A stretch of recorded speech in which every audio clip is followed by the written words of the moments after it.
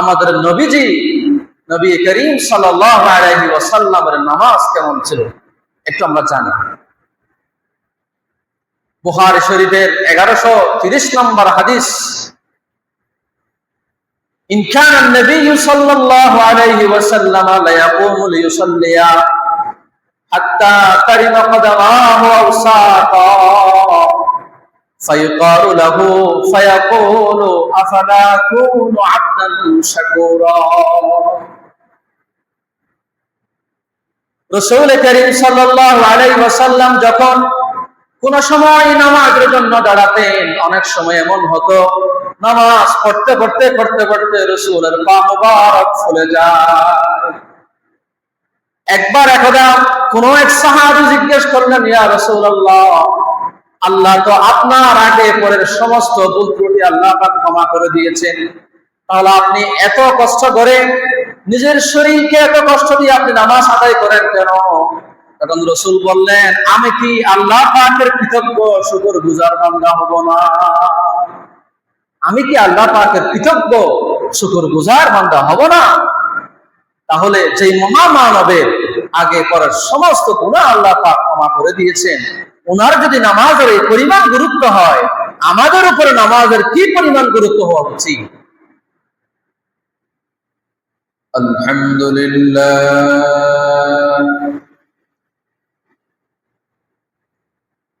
আলহামদুলিল্লাহি রাব্বিল আলামিন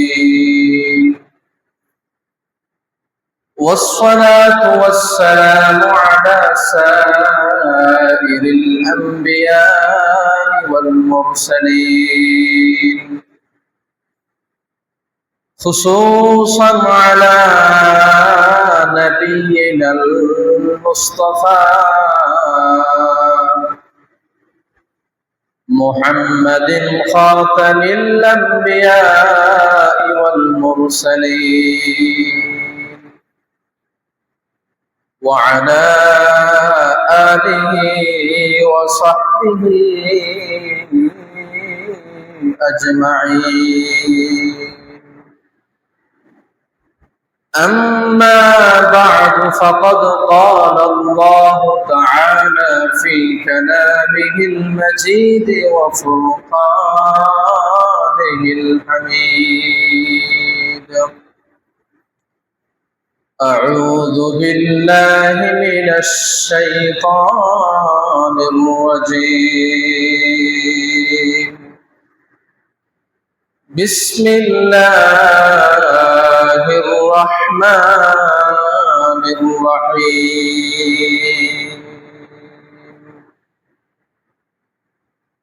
حافظوا على الصلوات والصلاة الوسطى وقوموا لله قانتين. وعن عبد الله بن عمر رضي الله تعالى عنهما عن النبي صلى الله عليه وسلم قال: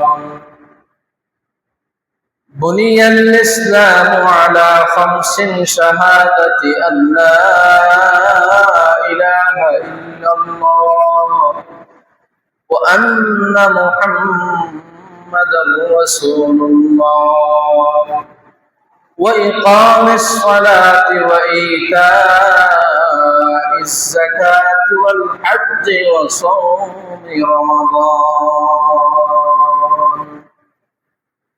رواه الإمام محمد بن إسماعيل البخاري رحمه الله تعالى في جامعه.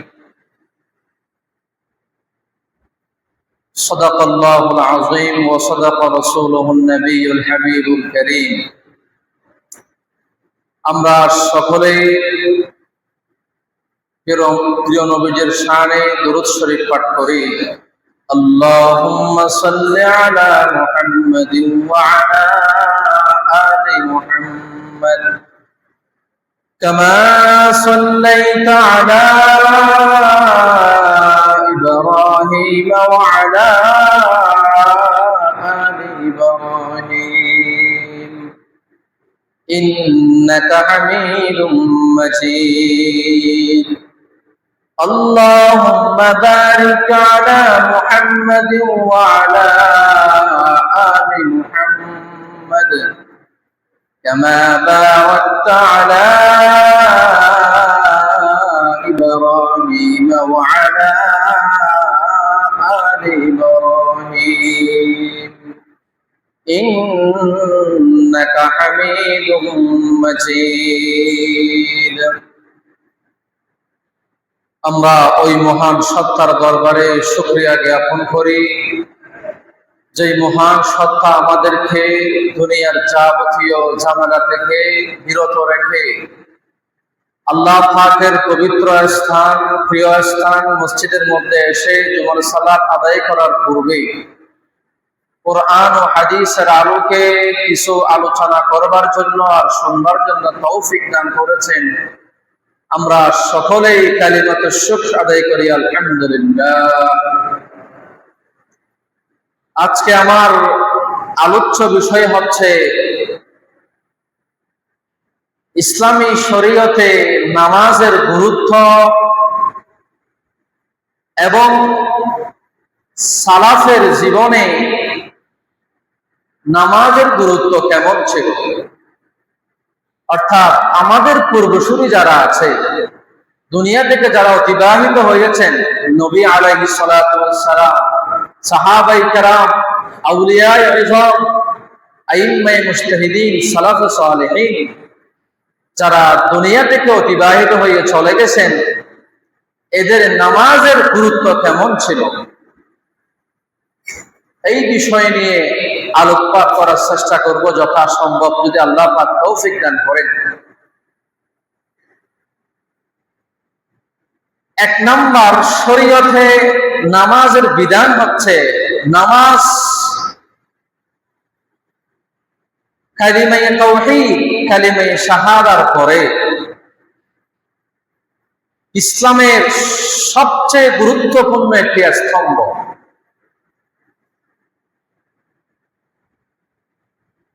এবং এই নামাজকে যারা অস্বীকার করবে সে ঈমানদার হতে পারে না। নামাজকে বিশ্বাস করতে হবে। আর যারা নামাজ আদায় করে না, ফরজ বিশ্বাস করে, এরা যদিও ঈমানদার কিন্তু তারা হবে ফাসিক, জঘন্য কবিরা গুনার ভাগী। এটি হচ্ছে নামাজের বিধান। আর এই নামাজ হচ্ছে একজন ঈমানদারের জন্য, একজন মানুষের মাথা যেরকম, নামাজও একজন ঈমানদারের জন্য সেরকম। একজন মানুষের মাথা নেই, মাথাবিহীন যেমন মানুষ হওয়া অসম্ভব, ঠিক তেমনি ভাবে প্রকৃত ঈমানদার হওয়া অসম্ভব নামাজ ছাড়া। এজন্য নামাজের গুরুত্ব ইসলামী শরীয়ত অপরিসীম। নামাজ সম্পর্কে আলোচনা করতে গেলে 50 ঘন্টা দিলেও আলোচনা শেষ হবে না। আল্লাহ পাক রব্বুল আলামিন প্রায় কোরআন শরীফের 82টি স্থানের মধ্যে এই নামাজের কথা উল্লেখ করেছে। আর শরীয়তের যে সমস্ত আহকাম আছে, যেগুলো মূল স্তম্ভ আছে, আমরা সকলে জানি।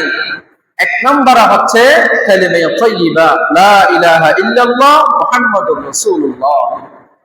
2 নম্বর হচ্ছে নামাজ কায়েম করা, নিজেও পরিপূর্ণভাবে আদায় করা, অপরকেও আদায় করার জন্য তাগিদ দেওয়া।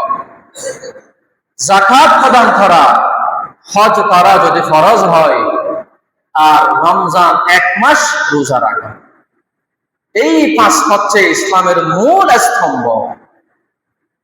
এখন বাকি 3 যেগুলো আছে, অর্থাৎ যাকাত আদায় করা, হজ করা, রোজা রাখা, এই 3টি মূল স্তম্ভর যে মেসেজ আছে, যে মূল পয়েন্ট আছে, উদ্দেশ্য আছে আল্লাহ পাকের, এই সবগুলাই এই নামাজের মধ্যে আল্লাহ পাক দিয়ে দিয়েছে। কিভাবে? কালিমা তো ভিতরে আছে, কালিমা ছাড়া তো আমি নামাজে দাঁড়াবো না।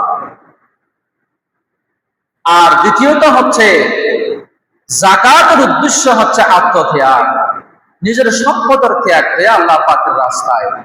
আমি নিজে কষ্ট করে অর্জন করেছি সম্পদ, নির্দিষ্ট পরিমাণ হওয়ার কারণে, নেশাব পরিমাণ হওয়ার কারণে ওই সম্পদ থেকে আল্লাহ পাকের বাতলানো তরিকা মোতাবেক আমাদেরকে সেই সম্পদ থেকে কিছু পরিমাণ সম্পদ নির্দিষ্ট জায়গার মধ্যে দিয়ে দিতে হয়।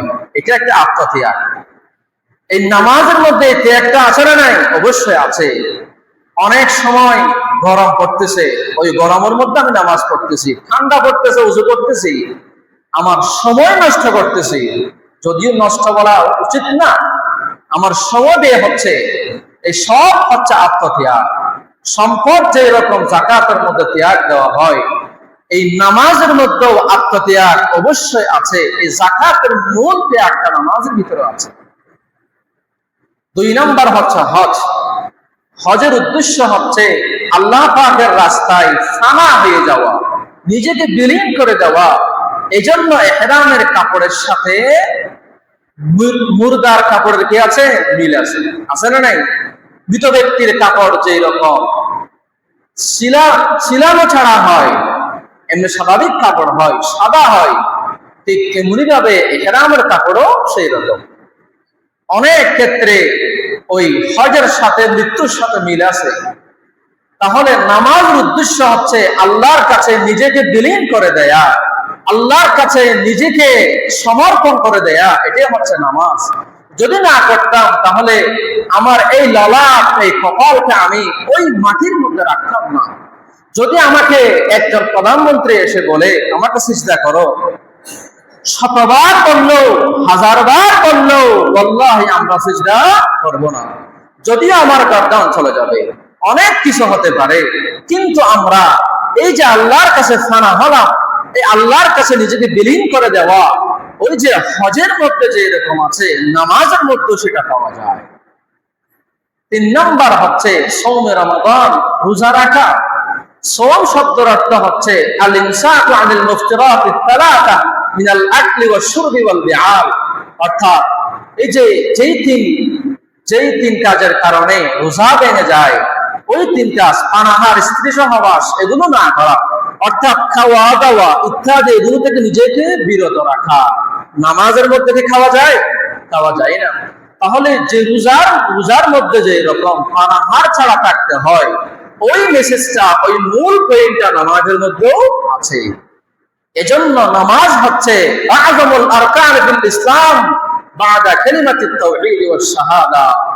কালিমে তাওহীদের পরে, আল্লাহর উপর ঈমান আনার পরে সর্বোত্তম, সর্বোৎকৃষ্ট, সবচেয়ে গুরুত্বপূর্ণ স্তম্ভ হচ্ছে নামাজের স্তম্ভ। এজন্য এই নামাজ ছাড়া কোনো মুমিন, কোনো মানুষ ঈমানদার হতে পারে না। এই নামাজের গুরুত্ব অপরিসীম। এজন্য হাদিস শরীফের মধ্যে যে বলা হয়েছে বুনিয়াল ইসলাম আলা খামসিন, সহিহুল বুখারী 8 নম্বর হাদিসে রাসূল করিম সাল্লাল্লাহু আলাইহি ওয়াসাল্লাম বলেছেন, ইসলাম 5টি মূল স্তম্ভের মধ্যে প্রতিষ্ঠিত। ওই 5টির 2 নম্বর হচ্ছে ইকামুস সালাহ, নামাজ কায়েম করা। এই নামাজ কায়েম করতে হবে, নামাজকে প্রতিষ্ঠা করতে হবে, নিজেও পড়তে হবে, অপরকে পড়ার জন্য দাওয়াত দিতে হবে। এটি হচ্ছে নামাজ। তারপরে আমরা আবার জানবো আমাদের সালাফ যারা আছে, পূর্ববর্তী যারা চলে গেছেন দুনিয়া থেকে ঈমানদার, তাদের নামাজের কোন হালত ছিল, তাদের নামাজের গুরুত্ব কেমন ছিল তাদের কাছে, আমরা এগুলো জানবো। 1 নম্বরে আমাদের নবী করিম সাল্লাল্লাহু আলাইহি ওয়াসাল্লামের নামাজ কেমন ছিল একটু আমরা জানি। বুখারী শরীফের 1130 নম্বর হাদিস, ইন কানা নবী সাল্লাল্লাহু আলাইহি ওয়াসাল্লাম লা ইয়াকুমু লিয়ুসাল্লিয়া হাত্তা তারিমা কদামাহু আও সাকা ফায়ুকালু লাহু ফায়াকুলু আফালা কুনু আবদান শাকুরা। রাসূল করিম সাল্লাল্লাহু আলাইহি ওয়াসাল্লাম যখন কোন সময় নামাজের জন্য দাঁড়াতেন, অনেক সময় এমন হতো নামাজ পড়তে পড়তে পড়তে পড়তে রাসূলের পা মুবারক ফুলে যায়। একবার একদা কোন এক সাহাবী জিজ্ঞেস করলেন, ইয়া রাসূলুল্লাহ, আল্লাহ তো আপনার আগে পরের সমস্ত ভুল ত্রুটি আল্লাহ পাক ক্ষমা করে দিয়েছেন, তাহলে আপনি এত কষ্ট করে নিজের শরীরকে এত কষ্ট দিয়ে আপনি নামাজ আদায় করেন কেন? তখন রাসূল বললেন, আমি কি আল্লাহ পাকের কৃতজ্ঞ শুকরগুজার বান্দা হব না? আমি কি আল্লাহ পাকের কৃতজ্ঞ শুকরগুজার বান্দা হব না? তাহলে যে মহামানবের আগে করার সমস্ত গুনাহ আল্লাহ পাক ক্ষমা করে দিয়েছেন, ওনার যদি নামাজের এই পরিমাণ গুরুত্ব হয়, আমাদের উপরে নামাজের কি পরিমাণ গুরুত্ব হওয়া উচিত? আমি আগে বলেছিলাম মুস্তাদরাকে হাকিমের 1721 নম্বর হাদিসে উল্লেখ আছে, রাসূল করিম সাল্লাল্লাহু আলাইহি ওয়াসাল্লামের এই যে আখিরে হায়াতের সাকরাতে মওতের পূর্বে শব্দ ছিল আসসালা আসসালা ওয়া মা মালাকাত আইমানুকুম।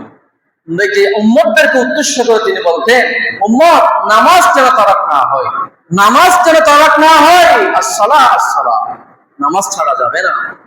নামাজ এত বেশি গুরুত্বপূর্ণ, এজন্য রাসূল করিম সাল্লাল্লাহু আলাইহি ওয়াসাল্লাম নিজের শেষ কথা নামাজের কথা বলেছেন। এরপরে আমরা জানবো হযরত আব্বাস বিন বিশর রাদিয়াল্লাহু তাআলা আনহুর নামাজ। ওনার নামাজ কেমন ছিল? একটি যুদ্ধ হয়েছে, যুদ্ধের নাম হচ্ছে গজওয়াতু যাতুর রিকা। এই যুদ্ধের নাম যাতুর রিকা যুদ্ধে যখন সাহাবায়ে কেরাম যুদ্ধের মধ্যে গেলেন, রাসূল করিম সাল্লাল্লাহু আলাইহি ওয়াসাল্লাম একজন মুহাজির সাহাবী আরেকজন আনসার সাহাবীকে কওমের দায়িত্ব দিয়ে দিলেন। রাসূল সেখানে উপস্থিত ছিলেন। রাত্রে যখন রাসূল সাল্লাল্লাহু আলাইহি ওয়াসাল্লামের সাহাবীরা ঘুমিয়ে যাবেন, রাসূল বললেন, ও আব্বাস বিন বিশর এবং তার সাথে একজন সাহাবী, যে তোমরা রাত্রে আমাদেরকে পাহারা দিবা, কোন ধরনের ষড়যন্ত্র, কোন ধরনের দুশমনের আঘাত আসছে কিনা আমাদের উপর আমাদেরকে পূর্ব অবহিত করবা। তখন আব্বাস বিন বিশর রাদিয়াল্লাহু তাআলা আনহু আরেকজন যে মুহাজির সাহাবী আছে ওনাকে বললেন, প্রিয় ভাই, আপনি এখন ঘুমিয়ে যান, আমি রাতের শুরুর ভাগ পাহারা দিব, আপনি রাতের শেষ ভাগ পাহারা দিবেন। তখন আব্বাস বিন বিশর রাদিয়াল্লাহু তাআলা আনহু রাতের শুরুর ভাগ পাহারা দেওয়ার জন্য তিনি নামাজের মধ্যে দাঁড়িয়ে গেলেন। এক পর্যায়ে নামাজ পড়তে পড়তে পড়তে পড়তে দুশমনরা এসে হযরত আব্বাস বিন বিশর রাদিয়াল্লাহু তাআলা আনহুর শরীরকে লক্ষ্য করে তারা তীরাঘাত করলেন। ওই তীরের আঘাতে হযরত আব্বাস বিন বিশরের শরীর জখম হয়ে যায়, কিন্তু তিনি নামাজ ছাড়েন নাই, নামাজ শেষ করেন নাই। নামাজ শেষ না করার কারণে সালাম ফেরানো পর্যন্ত তার শরীরের মধ্যে 3টি তীর বিদ্ধ হয়। নামাজের শেষে রাসূল করিম সাল্লাল্লাহু আলাইহি ওয়াসাল্লাম জিজ্ঞেস করলেন, ও আব্বাস বিন বিশর, তুমি কেন নামাজ ত্যাগ করে চলে আসলে না? প্রথম তীর তোমার গায়ে লাগার সাথে যদি তুমি আমাদেরকে জাগ্রত করে দিতে, তাহলে তোমার শরীরের মধ্যে আর বেশি জখম হতো না। তখন আব্বাস বিন বিশর বললেন, ইয়া রাসূলুল্লাহ, কুনতু ফি সূরাতিন নাকরাউহা ফালাম উহিব্বা আন নাকতাআহা। ইয়া রাসূলুল্লাহ, আমি এমন একটি সূরা তিলাওয়াত করছিলাম নামাজের মধ্যে, যেই সূরা তিলাওয়াত করে শেষ করা পর্যন্ত আমার ভালো লাগছে না, আমি যেন নামাজ থেকে বের হয়ে যায়, যদি আমার শরীর শেষ হয়ে যাচ্ছে। এজন্য ইয়া রাসূলুল্লাহ, আমি আল্লাহর সূরা তিলাওয়াত করে শেষ না করা পর্যন্ত নামাজ শেষ করি না। এরাই হচ্ছে সাহাবায়ে কেরাম। অনেকে বলবে এগুলো তো আত্মহত্যার শামিল, আত্মহত্যা কেন করবেন? না, মুহাব্বতের জন্য কোনো কারণ নাই, ইশকের মধ্যে কোনো কারণ নাই। উনি আল্লাহর কোরআনকে মুহাব্বত করে তার জীবন বিসর্জন দিচ্ছেন, ওই জীবনের পিছনে আরো 1000 মানুষের জীবন বেঁচে যাবে। এটাই হচ্ছে সাহাবায়ে কেরামের নামাজ। আব্বাস বিন বিশরের নামাজ ছিল। কিন্তু আজকে দুঃখের বিষয়, আমাদেরকে মশা কামড় দিলে আর নামাজ হয় না। এদিক সেদিক আমরা থাকাই নামাজের মধ্যে, কারণ আমরা কোরআনে কি বলা হচ্ছে, কিরাতে কি বলা হচ্ছে, সূরা ফাতিহার মধ্যে আল্লাহ পাক কি বলছেন আমাদের খবর নাই। এদিকে আযান হচ্ছে, আমরা তবু মাঠের মধ্যে খেলাধুলায় ব্যস্ত আছি। যুবক ভাইয়েরা, নামাজের মধ্যে আসেন, আপনার যত প্রকারের ডিপ্রেশন আছে, আপনার যত প্রকারের টেনশন আছে, আল্লাহ পাকের জমিনে আল্লাহ পাকের কুদরতি পায়ে সিজদা দেওয়ার সাথে সাথে ইনশাআল্লাহ সমস্ত ডিপ্রেশন চলে যাবে। আমরা তো টেনশনের ওষুধ সেবন করি না। আপনি মগ্ন হয়ে খুবই ধ্যান দিয়ে খুশুর সাথে আল্লাহ পাকের জিকির করেন, দেখবেন আপনার দিল ঠান্ডা হয়ে যাবে, ডিপ্রেশন চলে যাবে। কিন্তু আজকে আমাদের সেই দিল নাই, সেই মন নাই, সেই হৃদয় নাই। এজন্য আমরা এটার মজা বুঝতে পারি না।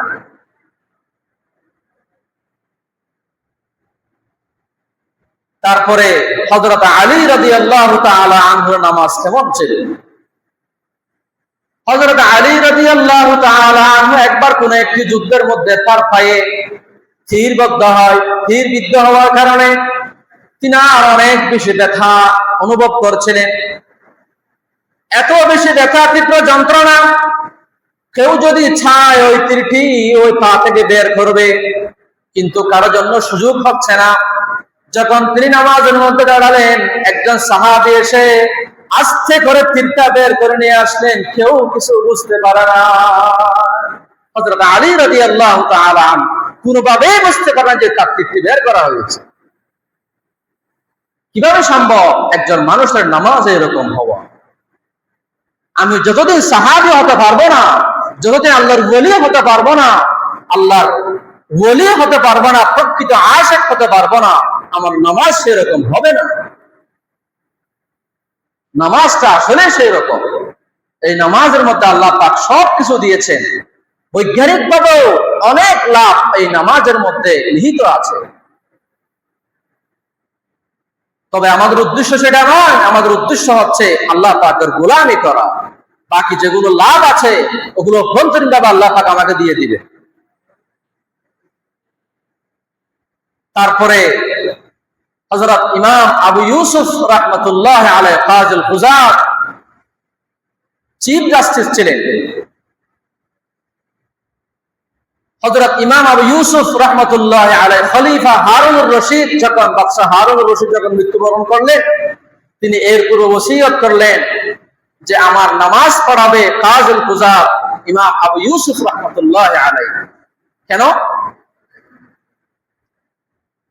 খবর নিয়ে দেখা যায় হযরত ইমাম আবু ইউসুফ রাহমাতুল্লাহ আলাইহির জীবনে এক ওয়াক্ত নামাজের জামাত ছাড়া, এক ওয়াক্ত নামাজের জামাত ছাড়া কোনদিন ওনার জীবনে জামাত পর্যন্ত তরাক হয় না।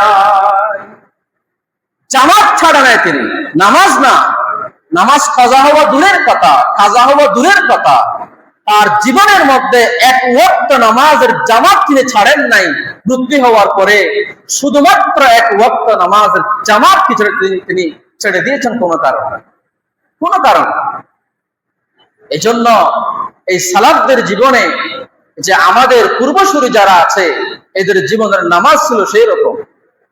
এই জন্য তিনি ওসিয়ত করে গেলেন যে আমার জানাজা পড়াবেন ইমাম আবু ইউসুফ রাহমাতুল্লাহ আলাইহি। সিয়ারু আ'লামিন নুবালা, আল বিদায়া ওয়ান নিহায়া ও ফায়াতুল আয়ান, এই ইতিহাসের কিতাব গ্রন্থের মধ্যে, এই গ্রন্থগুলোর মধ্যে এই ঘটনা উল্লেখ আছে। তাহলে আমাদের জীবনটা কেমন যায়? কিভাবে আমরা ঘুমাই? সারাদিন গুনাহ করলাম, সারাদিন আল্লাহ পাকের নাফরমানি করলাম। সামান্য একটা 100 টাকার পণ্য বিক্রি করার জন্য কতবার স্যার ডাকলাম, একজন কৃষককে কতবার চাচা ডাকলাম, চাচা নেন না, অমুক কোয়ালিটি তমুক কোয়ালিটি, এটা সেটা কত কথা বললাম, কত মিথ্যা কথা বললাম, কত গালবাজি করলাম, কত কিছু করলাম। আমি কেমন ইমানদার, ফজরের পর থেকে নিয়ে এশা পর্যন্ত আমার মুখ দিয়ে একবারও আল্লাহর নাম উচ্চারিত হয় না। আমি কেমন ইমানদার? আফসোস হয় না আমাদের? আমি কেমন ইমানদার? এইরকম গুরুত্বপূর্ণ একটি সালাত, একটি ইসলামের স্তম্ভ আমরা এভাবে নষ্ট করছি। আমরা কি আযানের হাকিকত বুঝি না? আল্লাহ পাক কি বললেন? মুয়াজ্জিন সাহেব যে আযান দেন, অনেক ফজিলত বর্ণিত আছে। ওই মুয়াজ্জিন সাহেব যে আযান দেন ওইটা আসলে উনার মাত্র শব্দ, উনার মাত্র কণ্ঠ, ওই শব্দগুলো সম্পূর্ণ আল্লাহ পাকের। আল্লাহ পাক আপনাকে বলছেন আল্লাহু আকবার, আল্লাহু আকবার, আল্লাহু আকবার, আল্লাহু আকবার। প্রতিটি ওয়াক্তের মধ্যে, প্রতিটি সময়ের মধ্যে আল্লাহ পাকের পক্ষ থেকে এই আওয়াজগুলো উচ্চারিত হয়। আমরা শুনি না, আমরা শুনি মুয়াজ্জিনের মুখ দিয়ে, কিন্তু শব্দগুলো কার? আল্লাহর শব্দ। এগুলো অর্থ কি? আল্লাহ পাক সবচেয়ে বড়, আল্লাহ পাক সবচেয়ে বড়। আমার ব্যবসা বাণিজ্য চাকরি বাকরি যত কিছু আছে সব কিছু থেকে আমার আল্লাহ বড়। এখন তো আমাকে আমার বস বকা দিবে, গালি দিবে, এই বসের বয়ে আসল বসকে আমরা ভুলে গেলাম, আসল বসকে আমরা ভুলে গেলাম। বস বলে নামাজ পড়তে পারবে না, আমার আল্লাহ বলে নামাজ পড়তেই হবে, কিন্তু আমি বসকে ভয় করলাম, আল্লাহকে ভয় করলাম না। একসময় এগুলো হিসাব দিতে হবে। আপনার যদি অন্য জায়গায় সুযোগ থাকে, আপনি অন্য জায়গায় সুযোগ খুঁজেন। যেই চাকরি আপনাকে বলে নামাজ পড়া যাবে না, কোন মুসলিমের জন্য, কোন মুসলমানের জন্য অন্য কোন সুযোগ থাকলে ওই চাকরি করার অনুমতি নেই। অন্য উপায়ে যদি আমার ইনকামের সুযোগ থাকে, ওই জায়গায় আমি কাজ করার সুযোগ নাই। যে কোনো ভাবেই এটা ম্যানেজ করতেই হবে। এজন্য নামাজ বাদ দেওয়া যাবে না। হাসান বসরি রহমতুল্লাহ আলাইহির নামাজ কেমন ছিল? তিনি যখন ওযু করতে আসতেন, ওযুর পানি যখন মুখের মধ্যে দিতেন, তার চেহারা বিবর্ণ হয়ে যেত, তার চেহারার রং পরিবর্তন হয়ে যেত। কেউ যখন জিজ্ঞেস করলো আপনার চেহারার রং পরিবর্তন হয়ে যায় কেন, তখন তিনি উত্তর দিতেন মহাপরাক্রমশালী, মহাপরাক্রমশালী বাদশাহ তার দরবারে হাজিরা দেওয়ার সময় এসেছে, এজন্য আমার চেহারা কালো হয়ে যায়, এজন্য আমার চেহারা ভয়ে তটস্থ হয়ে যায়। আজকে যদি আমরা প্রধানমন্ত্রীর কার্যালয়ে যাই, ম্যাজিস্ট্রেটের জিউনো সাহেবের কার্যালয়ে যাই, তত্তর আমরা কাঁপি, কিন্তু আল্লাহর দরবারে আমরা আসি যারা জিলদা পোশাক নেই, একদম অবহেলিত অবস্থায়। আমরা তো সেই পরিবার, সেই পোশাক দিয়ে আমাদের পরিবারের কাছেও যাই না। সেই পোশাক দিয়ে আমরা কেন নামাজের মধ্যে আসি? এই বই কি আমাদের অন্তরে নাই? আমি কার দরবারে গেলাম, কোথায় সিজদা করলাম, কার জন্য রুকু করলাম, কার জন্য তিলাওয়াত করলাম, কার জন্য তাসবিহ করলাম, কার জন্য তাহলিল করলাম, এগুলো আমার ভিতরে থাকতে হবে। আবার তিনি যখন মসজিদের মধ্যে ঢুকতেন, তখন এই মসজিদের দরজায় তিনি পা দিয়ে তিনি আল্লাহর কাছে বলতেন, ফরিয়াদ করতেন, ইয়া ইলাহি আব্দুকা বিবাবিক, ওগো আমার আল্লাহ, আপনার বান্দা আপনার দরবারে উপস্থিত হয়েছে। কদা আনতাল আনতাল মুহসিন কদা আতাকাল মুসি, আপনি হচ্ছে ইহসান করনেওয়ালা, আমি হচ্ছে গুনাহগার। ওয়া কদা আমারতাল মুহসিনা আইয়াতাজাওয়াজা আনিল মুসি, আপনি তো মুহসিনকে অর্ডার করেছেন যে যেন তারা গুনাহগারকে ক্ষমা করে দেয়। ইয়া আল্লাহ, আপনি আমাকে ক্ষমা করেন, যেহেতু আমি গুনাহগার, বিজামিল মা ইনদাকা। ইয়া কারীম, ওগো আল্লাহ, আপনি আমাকে ক্ষমা করে দেন আমার গুনাহগুলো। এই বলে তিনি নামাজের মধ্যে দাঁড়িয়ে যেতেন। তার চেহারা কালো হয়ে যেত আল্লাহ পাকের দরবারে আসলে। তাদের নামাজের গুরুত্ব কেমন ছিল?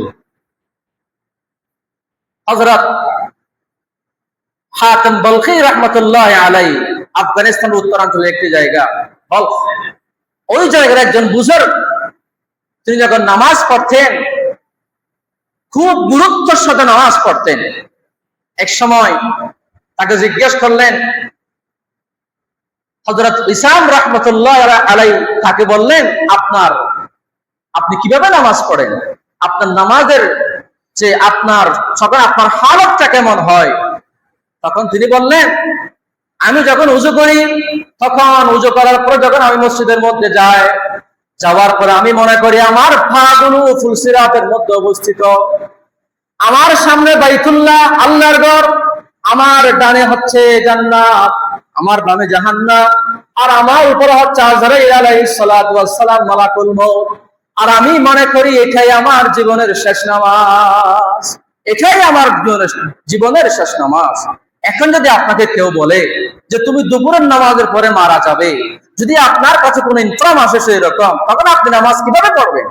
এটাই রাসূল বলেছেন, নামাজ সেভাবে আদায় করো যে জীবনের শেষ নামাজ মনে করো তোমার নামাজ কি। প্রত্যেক ওয়াক্ত নামাজকে মনে করতে হবে এটা আমার জীবনের শেষ নামাজ।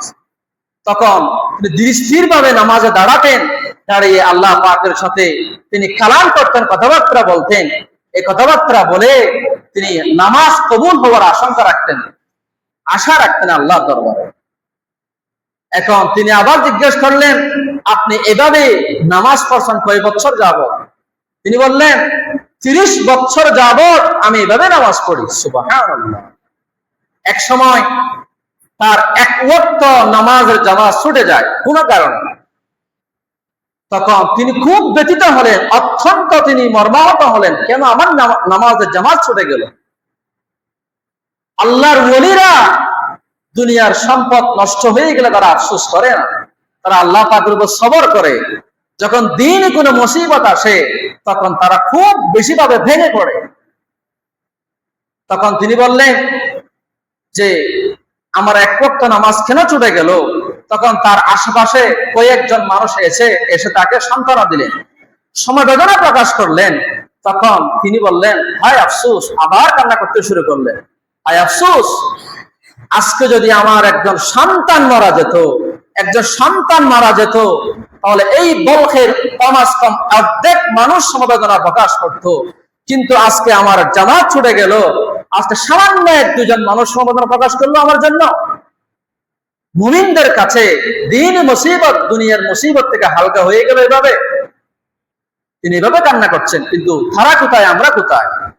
এজন্য তো আল্লাহ তাআলা বললেন, আলা ইন্না আউলিয়া আল্লাহ লা খাউফুন আলাইহিম ওয়া লা হুম ইয়াহজানুন। আল্লাহর ওলিরা হচ্ছে এমন যাদের কোনো টেনশন নাই, যাদের কোনো ভয় নাই, যারা যা চলে গেছে, সামনে কোনো কি নাই, ভয় নাই, এমনি বলেন নাই। এজন্য আল্লাহর ওয়াস্তে এই নামাজ বাদ দেওয়া যাবে না। এই নামাজের সময় আমরা অবহেলা করব না। আল্লাহর ডাক খেয়ে এভাবে আমরা উপেক্ষা করে চলবো না। অনেক সময় আজান দেওয়া হচ্ছে, আমি যে মোবাইলে গান দেখতেছি বা ভিডিও দেখতেছি ডিস্টার্ব হচ্ছে, এজন্য আমি ব্লুটুথ দিলাম যেন ওই ডিস্টার্বটা আর না হয়। আফসোস, কি করলেন আপনি এগুলা? আপনি কেন মুসলমান দাবি করেন? আপনি বলেন না আমি বেধর্মী, আমি মুসলিম নই, বলেন আমরা আপনাকে আর কিছু বলবো না। আপনি বলেন আমি মুসলিম, তাহলে কেন আপনি নামাজ পড়বেন না? হজ জীবনে একবার আসে, একবার ফরজ হয়। যাকাত সম্পদ থাকলে ফরজ হয়। আর রোজা বছরে একবার আসে। নামাজ এমন একটি ইবাদত, বালেগ হওয়ার পর থেকে নারী পুরুষ বৃদ্ধ যারা আছে সবার উপরে ডেইলি 5 বার ফরজ করা হয়। এমন এক গুরুত্বপূর্ণ ইবাদত নামাজ। কেন আমরা এই নামাজকে বাদ দিয়ে দিই? আজকে থেকে আমরা 5 ওয়াক্ত নামাজ জামাতে পড়বো তো ইনশাআল্লাহ, আমরা আল্লাহকে হাত তুলে দেখাই দিই, আল্লাহ আমাদেরকে আপনি 5 ওয়াক্ত নামাজ জামাত সহকারে আদায় করার তৌফিক দান করুন। আল্লাহর ওয়াস্তে আমরা রাত্রে তাড়াতাড়ি ঘুমিয়ে যাব, যেন আমরা ফজরের সালাত জামাতে পড়তে পারি। পারবো তো ইনশাআল্লাহ? অনেক বেশি ফজিলত হাদিসের মধ্যে আছে, যারা এশারের নামাজ আর ফজরের নামাজ জামাতে পড়ে, মাঝখানে যে সময় গেল পুরাটাই ইবাদত, সম্পূর্ণ সারা রাত আবাদতের সওয়াব দেওয়া হবে। সুবহানাল্লাহ। এজন্য আল্লাহর ওয়াস্তে অনেক ভাই আমরা আছি 4 ওয়াক্ত নামাজ জামাতে পড়ি, কিন্তু ফজরটা পড়ি না। এখানে সবচেয়ে বড় রূপ হচ্ছে রাত্রে বিলম্ব ঘুমানো। এই মোবাইলের কারণে অনেক সময় রাত যায় 2টা, 3টা, 4টা। যখন তাহাজ্জুদের সময় ঢুকে আমরা তখন ঘুমিয়ে যাই। ওই টাইমে আল্লাহর ওলিরা জাগ্রত হয়, আমরা ঘুমিয়ে যাই। কেন এগুলো করি আমরা? আপনার তো সেটা শেষ ঘুম হতে পারে, এমন এক ঘুম হতে পারে যে ঘুম থেকে আর আপনি জাগ্রত হতে পারেন না। পারে না? সেটা অসম্ভব নাকি? অসম্ভব নয়। মৃত্যু আপনাকে বলে বলে আসবে না, হঠাৎ চলে আসবে। মৃত্যু জওয়ান বুড়া চিনে না, বাবা ছেলে চিনে না, সবাইকে নিয়ে যাবে। হযরত ফাতেমাকে পর্যন্ত রাসূল বললেন, ওগো ফাতেমা, কবরের মাটি নবী চিনে না, নবী যারা চিনে না, নবীর সন্তান চিনে না। যারা আমল তাকেই করতে হবে, যারা আমল তাকেই করে যেতে হবে। এজন্য ফাতেমা, তুমি আল্লাহকে ভয় করো। আমার নবীর সন্তান, এজন্য তুমি কবরের মধ্যে আল্লাহর কাছে পার পাবে না। আল্লাহর কাছে বংশ এগুলো কিছুই নাই। আল্লাহর কাছে সবচেয়ে সম্মানী হচ্ছে ইন্না আকরামাকুম ইনদাল্লাহি আতকাকুম। যে সবচেয়ে আল্লাহকে বেশি ভয় করে উনি হচ্ছে আল্লাহ পাকের সবচেয়ে বেশি সম্মানী। এই জন্য আল্লাহর ওয়াস্তে আমরা নামাজ ছাড়বো না। পারবো তো ইনশাআল্লাহ? আল্লাহ পাক আমাদের সকলকে বুঝার তৌফিক দান করুন। ওয়া আখিরু দাওয়ানা আনিল হামদুলিল্লাহি রাব্বিল আলামিন।